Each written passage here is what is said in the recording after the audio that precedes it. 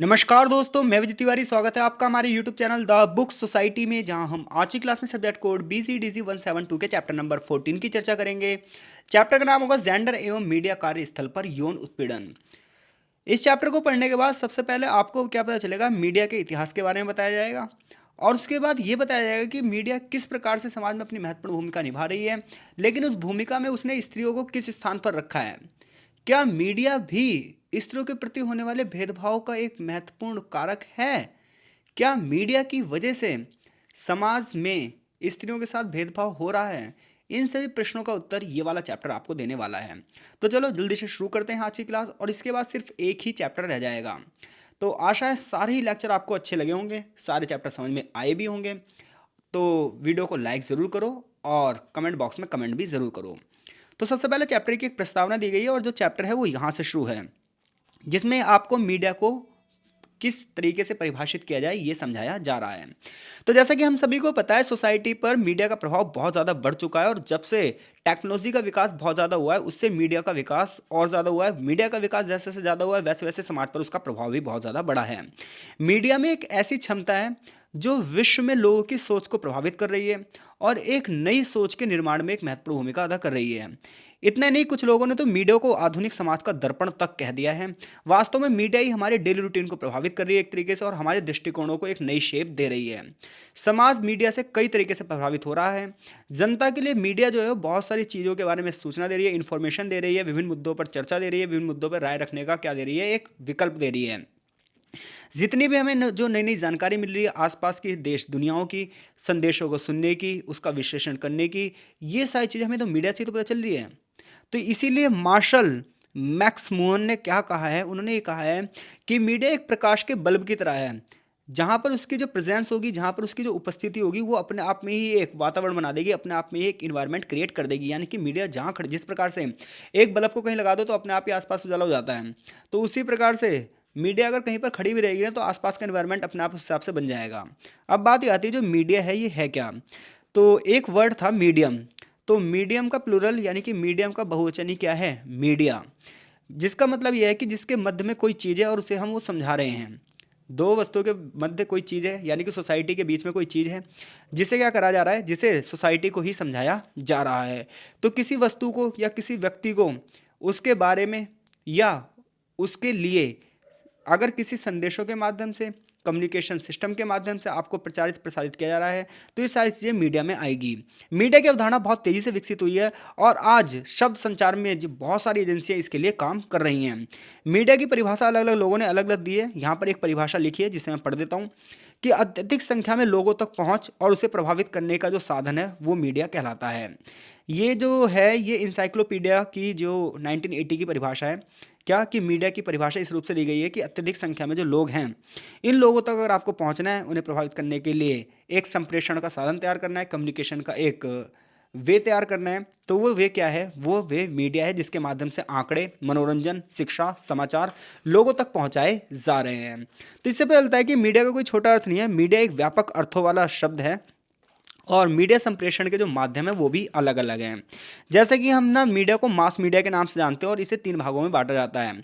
सबसे पहले होती है परंपरागत मीडिया, दूसरी होती है इलेक्ट्रॉनिक, और तीसरी होती है नव मीडिया।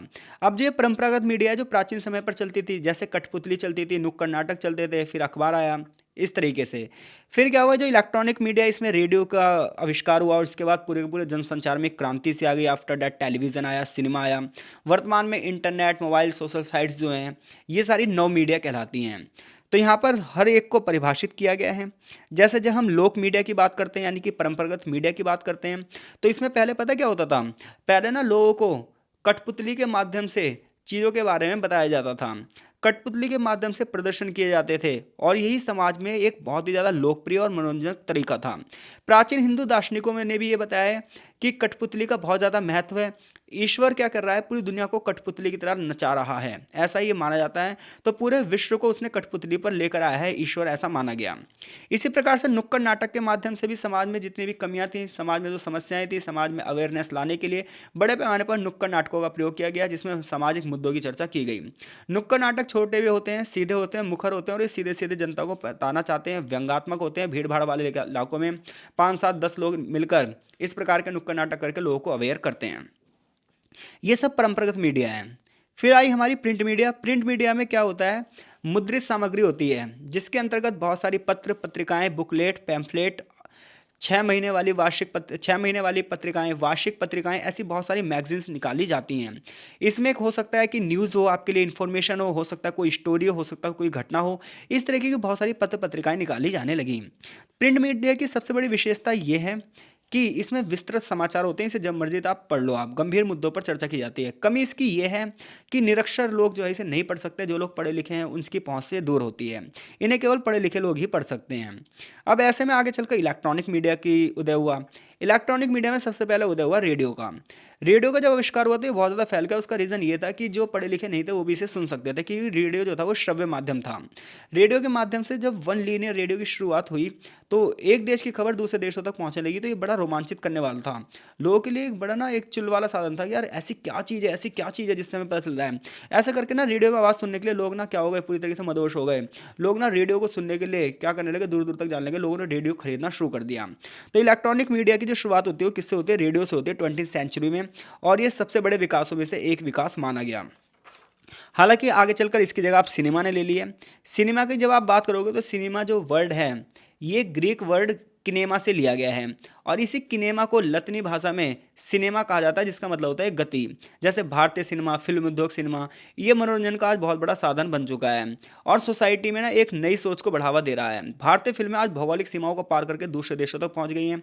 कभी पहले ना फिल्में जो बनती थी वो प्रेम और फैंटेसी पर बनती थी, लेकिन आज सोशल इशू पे मूवीज बनने लगी हैं। भारतीय सिनेमा का जो इम्पैक्ट है ना सिर्फ बॉलीवुड में बल्कि क्षेत्रीय फिल्म उद्योगों में भी देखा जा सकता है। बहुत सारी जो छोटी छोटी फिल्में वो बॉलीवुड फिल्मों की नकल पर ही बन रही हैं। हालांकि बॉलीवुड जो फिल्में हैं इनका स्तर अभी उस स्तर पर नहीं पहुंचा है जिस स्तर पर हॉलीवुड फिल्मों का स्तर है। इसी प्रकार से जब हम टेलीविज़न की बात करेंगे तो 1926 में स्कॉटिश टेलीविज़न में जॉन लॉन्गीवॉयड ने पहली बार टेलीविज़न व्यवस्था का प्रदर्शन किया, और धीरे धीरे करके टेलीविज़न हमारे जो डेली रूटीन है उसमें एक महत्वपूर्ण भूमिका निभाने लगा। टेलीविज़न को मनुष्य के महानतम आविष्कारों से माना जाता है। आज जो मल्टीमीडिया में जितने भी दृश्य संचालित होते हैं, सारी जो घटनाएं दिखाई जाती हैं वो आपको ना एकदम से आपकी सोच को बदल देती हैं। टेलीविज़न में वो ताकत है और आज लगभग हर घर तक टेलीविज़न की पहुंच हो चुकी है। सैटेलाइट टेक्नोलॉजी की सहायता से बड़े पैमाने पर टेलीविज़न विश्व के सभी कोनों तक पहुंच गया है। मार्शल मैकलुहन के अनुसार टेलीविज़न ने विश्व को एक गांव में बदल दिया है जहां पर बड़े पैमाने पर विचार और सूचनाओं का आदान प्रदान किया जा रहा है। वर्तमान युग नव मीडिया का युग है जिसके अंतर्गत बड़े पैमाने पर सोशल साइट्स यूज़ हो रही हैं, टेलीविज़न, रेडियो, इलेक्ट्रॉनिक माध्यम और इंटरनेट का यूज़ किया जा रहा है।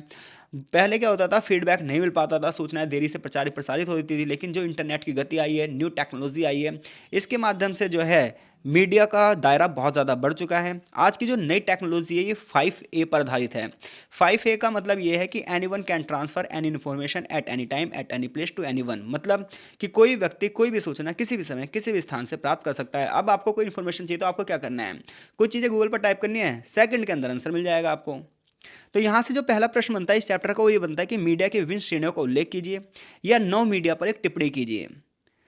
तो अगर यहाँ से क्वेश्चन आया तो आप कर देंगे, लेकिन क्वेश्चन तो यहाँ से आएगा कि समाज पर मीडिया का क्या प्रभाव पड़ता है, क्या मीडिया जेंडर को निर्धारित करता है। तो as we know very well, media मनुष्य के मस्तिष्क को सीधे तौर से प्रभावित करता है, उसके सोचने के तरीकों को बदल देता है। ये प्रभाव जितना ज़्यादा होता है उतना ही ज़्यादा समाज में संभावनाएं बढ़ती जाती हैं। कभी ना पहले पुस्तकों का प्रभाव बहुत ज़्यादा था, क्योंकि पुस्तकें लोग पढ़ते थे, समाचार पढ़ते थे, पत्रिकाओं को पढ़ते थे, और ये पहले आ भी गई थी। तो लोगों ने जब पत्र पत्रिकाओं को पढ़ा, पुस्तकों को पढ़ा, तो उनके मन में ना छवियाँ अलग अलग हो गई। जैसे कि मैं ये किताब पढ़ रहा हूँ तो मेरे मन में बहुत सारी छवि आ रही है, और अगर आप ध्यान से सुन रहे होंगे तो आपको ना बहुत सारी चीज़ें इस किताब से सीखने को मिली होंगी। शायद वो चीज़ें जो आप डेली रूटीन में देखते थे लेकिन आपको पता नहीं थी। तो इसलिए शुरुआत में जो समाचार पत्र आई, पत्रिकाएं आई, बुक्स आई, जो इन्होंने ना लोगों की थिंकिंग को चेंज करना शुरू कर दिया। लेकिन जब रेडियो आया, टेलीविजन आया, इसने और बड़े तरीके से प्रभावित करना शुरू करा। उसका एक कारण था क्योंकि किताबें वही लोग पढ़ सकते थे जो पढ़े लिखे थे, लेकिन टेलीविज़न और रेडियो वो लोग भी देख और सुन सकते थे जो लोग पढ़े लिखे नहीं थे। ऐसे में ना बड़े लोगों तक ज्ञान की पहुंच होती गई और लोगों के अंदर अवेयरनेस आती गई। आज के टाइम पे रेडियो और टीवी, इंटरनेट के माध्यम से बड़े पैमाने पर सोसाइटी को प्रभावित किया जा रहा है, लेकिन इसकी कुछ निगेटिविटी चीज़ें भी दिखाई जा रही हैं। आज टेलीविज़न में बहुत सारे विज्ञापन दिखाए जा रहे हैं, साइंस की छवियाँ दिखाई जा रही हैं, सैटेलाइट तक पहुँच दिखाई जा रही है, मार्केटिंग के तरीके दिखाए जा रहे हैं, लोगों की कठिनाइयों को दिखाया जा रहा है, हिंसा दिखाई जा रही है, जानी मानी हस्तियों के इंटरव्यू दिखाए जा रहे हैं, तस्वीरें दिखाई जा रही हैं, जिससे सोसाइटी पर बहुत ज़्यादा प्रभाव पड़ रहा है। इसलिए लेखक कह रहा है कि मीडिया हमारे जीवन के लगभग हर क्षेत्र तक पहुंच चुकी है। आज वर्ल्ड वाइड वेब के माध्यम से आप देखोगे कि बड़े पैमाने पर लोग व्लॉगिंग कर रहे हैं, जिससे हमें चीज़ें पता चल रही हैं, सोशल साइट से बहुत सारी चीज़ें पता चल रही हैं। तो देखा जाए तो मीडिया के बहुत सारे पॉजिटिव इम्पैक्ट भी हैं जो हमें डेली रूटीन में प्रभावित कर रहे हैं, लेकिन इसके साथ साथ मीडिया के कुछ निगेटिव इम्पैक्ट्स भी हैं जो हमें प्रभावित कर रहे हैं, जैसे कि लोगों की प्राइवेसी में लगातार हस्तक्षेप होता जा रहा है। आज मीडिया की वजह से ना पता है क्या है, किसी की खबर मिनट से पहले कहीं तक पहुंच जाती है और ये माना जाता है कि आज ना निजता का अधिकार आपको नहीं है, आज हमारी प्राइवेसी बिल्कुल भी नहीं है। कभी भी डाटा लीक हो जाते हैं, कभी भी कोई बंदा हमारे चित्र कहीं से भी खींच सकता है, तो खुलकर जीना कहीं ना कहीं मुश्किल सा हो गया है एक तरीके से, कि उसका रीज़न यही है मीडिया। दूसरा मीडिया का निगेटिव इम्पैक्ट ये है कि इलेक्ट्रॉनिक चालबाजी की वजह से सत्य को अलग तरीके से पेश किया जा सकता है। एडिटिंग के माध्यम से क्या होता है, लोगों की छवि बेकार कर दी जाती है।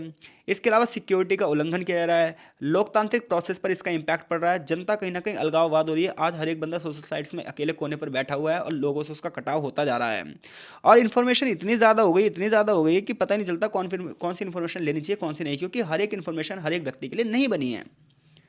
तो ये तो बात हो गई कि मीडिया के पॉजिटिव और निगेटिव इम्पैक्ट सोसाइटी पर क्या पड़ रहे हैं। तीसरा क्वेश्चन इस चैप्टर का सबसे महत्वपूर्ण क्वेश्चन, कि मीडिया में महिलाओं की क्या भूमिका है। तो देखो, जब आप मीडिया का गहराई से अध्ययन करोगे ना, तो ये जो मीडिया चिल्लाती रहती है महिलाओं के अधिकार, महिलाओं के अधिकार, महिलाओं के अधिकार, सबसे ज़्यादा महिलाओं के अधिकार ना इस मीडिया ने ही मारे हैं। आप जितने न्यूज़ चैनल देख लो, आप उस पर सब में आपको ना सिर्फ और सिर्फ लड़कियां दिखाई देंगी, और वो भी कम उम्र की। लेकिन वही लड़की जब ज़्यादा उम्र की हो जाती हैं तो उन्हें निकाल दिया जाता है। आपने देखा है किसी न्यूज़ एंकर को 50 साल से ऊपर की हो? तो एक तरीके से ना न्यूज़ रिपोर्टर जो हैं उसके बारे में यहाँ देखो चर्चा भी की गई है, मैं अपनी तरफ से नहीं कह रहा, किताबों में लिखा भी है कि महिलाएं जो है मीडिया में वो बहुत ज़्यादा पीड़ित हैं। लोकप्रिय संस्कृति में स्त्रियों को कामुक वस्तु के रूप में दिखाया गया है, उनकी छवि इस प्रकार से हमारे समाज में दिखाई जा रही है। लगातार महिलाओं को कामुक रूप से चित्रित किया जा रहा है। आप जितने भी न्यूज़ चैनल देख लो उनकी ड्रेस देख लो आप, तो उन्हें न्यूज़ तो सुनानी है तो एक पारंपरिक ड्रेस, ऑफिशियल ड्रेस भी तो हो सकती है, लेकिन नहीं। छवि निर्माता ने उनकी छवि निर्मित ही ऐसे कर ली है कि वो कामुकता से उनकी तुलना की जाती है। इस प्रकार से महिलाओं की छवि दिखाई जाती है कि स्त्रीत्व का आदर्श उनसे माना जाए। जैसे कि यहाँ अलग अलग तरीके से चीज़ों को बताया भी गया है। मीडिया में महिलाओं को ना सिर्फ वस्तु के रूप में समझा जाता है। मीडिया में महिलाओं का जो प्रतिनिधित्व है वो वस्तु के रूप में माना गया है। उसे मनुष्य माना ही नहीं गया, उसे ह्यूमंस माना ही नहीं गया है। उसका यूज़ एक थिंग की तरह किया गया है।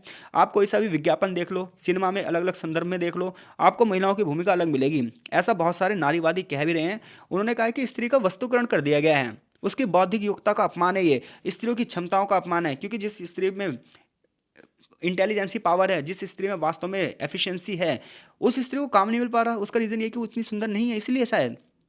तो महिलाओं के समाज में जो क्षमता है उसको नहीं देखा जा रहा, महिलाओं के समाज में जो बौद्धिक योग्यता है उसको नहीं देखा जा रहा। महिलाओं को यौन सुख प्रदान करने का एक उपकरण बना दिया गया है सिर्फ और सिर्फ, जिसकी वजह से महिलाओं में यौन भावना की जागृति हो रही है। मीडिया स्त्रियों की छवि को कमजोर बना रहा है, आसानी से कब्जे वाली चीज़ बना रहा है। कुछ छवियां तो शरीर के कुछ हिस्सों पर ही केंद्रित रहती है, जैसे पैर। कई बार कुछ मतलब टीवी पर ऐसी छवि दिखाई जाती है जैसे खाली पैर ही दिखाई दिए जाएंगे, जैसे पायल का ऐड है तो केवल पैर दिखाई देंगे। गला या सिर के बिना उसका सिर्फ धड़ दिखाया जाता है। आखिर क्यों क्यों इस तरीके से उस सीन की शुरुआत की जाती है? तो देखा जाए तो महिलाओं को मीडिया में सिर्फ और सिर्फ वस्तु माना जा रहा है।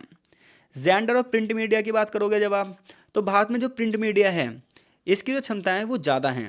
इसमें महिलाओं के संस्कारों से जुड़े हुए बहुत सारे मुद्दे मिलते हैं, बहुत सारे समाचार आते हैं। लेकिन उसके अलावा बहुत सारे समाचार जो बहुत ज़रूरी होते हैं वो अखबारों में आ ही नहीं पाते हैं। तो महिलाओं के सशक्तिकरण जैसी जो स्थिति आनी चाहिए वो नहीं आ पाती है। महिलाओं की योग्यता और जो क्षमताएं हैं वो आनी चाहिए वो नहीं आ पाती हैं। तो ऐसे में जो मीडिया की प्रतिबद्धता है वो कहीं ना कहीं कम है। ऐसे में महिलावादी आंदोलनकारी आंदोलन करते रहते हैं कि समाचार पत्रों को भी अपनी भूमिका अदा करनी चाहिए। जेंडर और इलेक्ट्रॉनिक मीडिया, तो देखो भाई, ये सबसे ज़्यादा प्रभावित कर रहा है जेंडर को। टेलीविज़न बहुत ज़्यादा लोकप्रिय है, इंटरनेट बहुत ज़्यादा लोकप्रिय है। 1970 के दशक से भारतीय लोगों में लगातार विकास हो रहा है और टेलीविज़न का लोग यूज़ कर रहे हैं। लेकिन टेलीविज़न पे कभी भी महिलाओं की समस्या को नहीं दिखाया गया, कभी भी उस पर विशेष ध्यान नहीं दिया गया। पूरी पूरी मीडिया ऐसी ही है, पूरी की पूरी मीडिया में ऐसी नीतियाँ ही बनी हैं जिससे महिलाओं का सामाजिक विकास कभी हो ही नहीं पाया। भारतीय टेलीविजन में जितने भी धारावाहिक प्रसारित किए जाते हैं, यहाँ पर एग्जाम्पल बता रहा है, उन धारावाहिकों में महिलाओं को सिर्फ कामुकता की एक चीज़ दिखाई जा रही है। टीवी के धारावाहिकों में जितने भी महिलाओं को या छोटी लड़कियों को दिखाया जा रहा है, उन्हें घरों में पीड़ित दिखाया जा रहा है, उन्हें समझाया जाता है कि वो अच्छी कैसे बने। सभी धारावाहिकों में जितने भी आप सीरियल्स देख लो, पुरुष का वर्चस्व दिख रहा है। महिलाओं का उद्देश्य सिर्फ प्यार करने वाले पति मिलने चाहिए, खुशहाल बच्चे होने चाहिए, आधुनिक किस्म के घरों तक दिखाया जाता है। सास बहू की लड़ाई करवाई जा रही है, महिला को अच्छा वो पूजा करे पाठ करे और पुरुष जा रहा है आराम से मौज मार रहा है। इन्होंने छवि ऐसी बना रखी है। अगर ये सीरियल अच्छे बनाते, बॉलीवुड वाले फिल्म अच्छी बनाते तो शायद चीज़ें कुछ और होती। ये कह रहा है उसकी छवि एक खूबसूरत गुड़िया के रूप में पेश की जाती है जिसकी शारीरिक सुंदरता ही उसकी संपत्ति, इसके अलावा कुछ नहीं है। हर धारावाहिक में महिला के अंदर त्याग की भावना को दिखाया जाता है ताकि पितृसत्ता की समाज पर कोई खतरा ना आए। महिलाओं को समझौतावादी और तालमेल बिठाने वाली हर, आप कोई सा भी सीरियल देख लो, सब में यही है। महिलाओं और पुरुषों की जो भूमिका टेलीविजन में दिखाई जाती है उसमें सेक्स विषय में उनकी आम धारणा बहुत दिखाई जाती है। इससे निस्संदेह पुरुष व्यक्तित्व के गुणों को उभारा जाता है और महिलाओं की छवि घरेलू नौकरानी, पत्नी या माँ के रूप में दिखाई जाती है, वो भी पीड़ित। उसे एक पालन पोषण करने वाली स्त्री के रूप में दिखाया जाता है। उसकी छवि परिवार में जो है वो क्या हो जाता है, परिवार की देखभाल करने वाली दिखाई जाती है, जिसकी वजह से पुरुष पात्र संख्याओं में उसकी क्या है, कम है भूमिका। यानी कि महिलाओं को उस मेजोरिटी से नहीं दिखाया गया जितना उसे दिखाया जाना चाहिए। वुमन इंपावरमेंट हो रहा है लेकिन वो चीज़ें नहीं दिखाई जा रही। महिलाओं की जो वास्तविक समस्या है वो चीज़ें नहीं दिखाई जा रही। एक अलग तरीके से महिलाओं को पेश किया जा रहा है, जिसकी वजह से समाज जब वो देख रहा है ना, तो समाज जब वो देख रहा है तो महिलाओं को वो चीज़ें नहीं समझ पा रहा जो चीज़ों से समझनी चाहिए। अब देखो विज्ञापन में जेंडर की क्या भूमिका है। विज्ञापन टेलीविज़न देखने में एक महत्वपूर्ण भूमिका निभाते हैं, क्योंकि उसी की वजह से ही सोसाइटी में वैश्वीकरण चलता है, व्यापारीकरण चलता है। तो जो विज्ञापन है वो उपभोक्ताओं के बारे में, अपने उत्पादकों के बारे में बताते हैं, अपने प्रोडक्ट के बारे में बता रहे हैं। और जितना अच्छा विज्ञापन होगा उतना ही इंसान उस चीज़ को खरीदने के लिए प्रेरित होगा। इसलिए विज्ञापन इस हिसाब से दिखाए जाते हैं ताकि वो उपभोक्ता के व्यवहार को बदल दे और वो उनके सामानों को खरीदे। तो इस प्रकार से जो विज्ञापन दिए जाते हैं उनमें इस प्रकार से स्त्रियों की छवि बनाई जाती है। विज्ञापन में स्त्रियों और पुरुषों की जो छवि है वो अलग अलग दिखाई गई है और उसी के अनुसार उन्हें ऐड दिए जाते हैं। स्त्रियों को वही ऐड दिए जाते हैं जो स्त्रियोचित हैं और पुरुष को वो ऐड दिए जाते हैं जो पुरुष के हिसाब से हैं। लाइक डैट, जैसे मार्केटिंग के आप जितने भी ऐड देखोगे वो पुरुषों के देखोगे। कोई बाइक का ऐड होगा जो इतने भी खतरनाक स्टंट टाइप से होंगे वो सिर्फ पुरुषों को मिलेंगे, जबकि स्त्रियों को कैसे साबुन के ऐड मिलेंगे। तो विज्ञापन की दुनिया में स्त्रियों पुरुषों की आम समझ एक दूसरे से अलग बनाई गई है। पुरुषों के जितने भी विज्ञापन होंगे वो व्यावसायिक होंगे। महिलाओं को गृहिणी या माँ की भूमिका में दिखाया जाएगा। पुरुषों को प्राय गाड़ियों या व्यापार के उत्पादों में दिखाया जाएगा, ये नौकरी की वेबसाइट में दिखाया जाएगा। जबकि महिलाओं को घरों में खाना बनाते हुए दिखाया जाएगा, अपने पति और बच्चों के घावों पर बांधने वाली पट्टियों के रूप में दिखाया जाएगा, कपड़ों से भरी हुई बाल्टियों को उठाते हुए दिखाया जाएगा और फिर कहेंगे मूव लगा दो जी, क्यों कमर दर्द है। तो पुरुषों को प्राय घर के बाहर या व्यापार के कामकाज निपटाते हुए दिखाया जाता है, जबकि महिलाओं को घरेलू कामकाज निपटाते हुए दिखाया जाता है। महिलाओं को बार बार साड़ी पहनते हुए दिखाया जाता है क्योंकि वो घरेलू माँ है जिसका जीवन का उद्देश्य सिर्फ अपने परिवार को खुश रखना है, एक कामुक गुड़िया के रूप में बलात्कार का शिकार होना है। ये सब चीज़ें दिखाई जाती हैं भाई। पुरुष शोषक के रूप में दिखाया जाता है, पुरुष को बुद्धिमान दिखाया जाता है। महिलाएं कई बार उन विज्ञापनों में भी होती हैं जहां उनके होने की कोई आवश्यकता ही नहीं है। पुरुष के इस्तेमाल होने वाली चीज़ों में महिलाओं को रख देते हैं बेमतलब में, ताकि बस सिर्फ लोग देखें। विज्ञापनों में स्त्रियों को काम की वस्तु के रूप में दिखाया जाता है, जिनको इस रूप में पेश किया जाता है कि दर्शक उनके शरीर के खुले अंगों को देखकर आकर्षित हों। स्त्रियों को कपड़े बदलते हुए, झुकते हुए, ऐसी भंगिमाओं के साथ दिखाया जाता है, जिसकी वजह से ना लड़कियों में इनसिक्योरिटी बढ़ती है। लोग बाग देख नहीं पाते, इस चीज़ से पता नहीं चलता। जैसे परफ्यूम के ऐड है, अब पुरुषों के परफ्यूम का ऐड है, बनियान का ऐड है, साबुन का ऐड है, इसमें महिला मॉडलों को दिखा देंगे, वो अपने शरीर का यहाँ पर प्रदर्शन कर रही हैं, देखिए लिखा हुआ है। ये माना जाता है जो गोरे रंग की महिलाएं, लंबी महिलाएं, छरहरी महिलाएं हैं, खूबसूरत दिखने वाली महिलाएं, ये आदर्श हैं। जबकि काले सांवले रंग की महिलाओं को इस योग्य माना नहीं जाता। उनके लिए क्या करेंगे, क्रीम और सौंदर्य साबुन का वो दिखाएंगे, ऐड दिखाएंगे, तो ऐसे वो सोचते हैं कि हम इन चीज़ों का यूज़ करके अच्छे बन जाएंगे। तो इससे पता चलता है विज्ञापन देखो जेंडर में किस प्रकार से डिस्क्रिमिनेशन पैदा कर रहा है। अब हम इस चैप्टर का लास्ट पैराग्राफ पढ़ने वाले हैं, सिनेमा में जेंडर की भूमिका क्या है, यानी कि जो मूवीज़ बनती है उसमें जेंडर की भूमिका क्या है। तो आप शुरुआत से देख लो बॉलीवुड की जितनी फिल्में हैं। कह रहा बॉलीवुड में एक अच्छी या आदर्श स्त्री का लंबे समय से दुख भोगती हुई दिखाई गई है, हमेशा दुखी दिखाई गई है, विधवा दिखाई गई, उसके पति को मार दिया गया, वो पीड़ित दिखाई गई।